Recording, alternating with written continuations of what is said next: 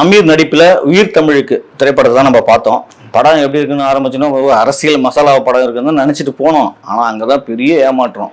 எடுத்தவொடனே அமீர் இந்த அரசியலுக்கு ஏன் வந்தார்னு ஒரு காரணம் சொல்கிறாரு பாருங்க. நமக்கு நெஞ்செல்லாம் பக்கு பக்குன்னு ஆயிடுச்சு. ஏன்னா பக்கத்தில் நம்ம ஆனந்தராஜ் பொண்ணு ஹீரோயினி, அந்த பொண்ணு பேர் தமிழரசி. அதான் தமிழை நான் லவ் பண்ணுறதுக்கு அரசியல் வரேன்னு சொல்லி வந்துட்டார்.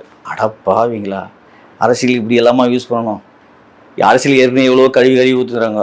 ஒரு பொண்ணுக்காக அரசியலுக்கு வராரு. சரி, அரசியலுக்கு வந்து அந்த பொண்ணு எதிர்த்து நிற்கிறாரு, நின்று ஜெயிக்கிறாரு. திருப்பி அந்த பொண்ணுக்கு அவங்க ஒப்பன் போட்டு தள்ளிடுறாங்க. கேட்டால் ஒரு பணம் கொடுத்து அவங்க ஒப்பன் அந்த பணம் கொடுத்தவொடனே போட்டு தள்ளிடுறான் ஆனந்தராஜை. இது வந்து இவர் மேலே பழி விடுது, அமீர் மேலே பழி விடுது. அந்த பழியிலேருந்து வெளியே வந்தார், அந்த பொண்ணை கைப்பிடிச்சாரா என்றது தான் படம். இதுதான் உயிர் தமிழுக்கு. நம்ம கூட நினச்சிட்டோம் உயிர் தமிழுக்குன்னே காரசாரமான ஒரு அமைதிப்படை மாதிரி பயங்கரமான வசனம் இருக்கு போகுதுரா. படம் பட்டை கலக்கு போக ஆரம்பிக்குன்னா ஆரம்பமே உப்புமா படம் தெரிஞ்சு போச்சு.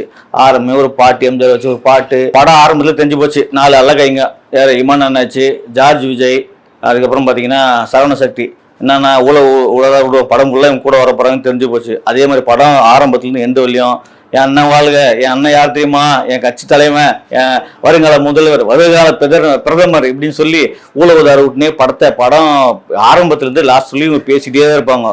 சரி, என்னடா இந்த படத்தில் சொல்ல வராங்க? ஏதாவது அமீர் படம் ஆச்சு, அமீர் படம்னால ஒரு நல்ல படமாக இருக்குமே.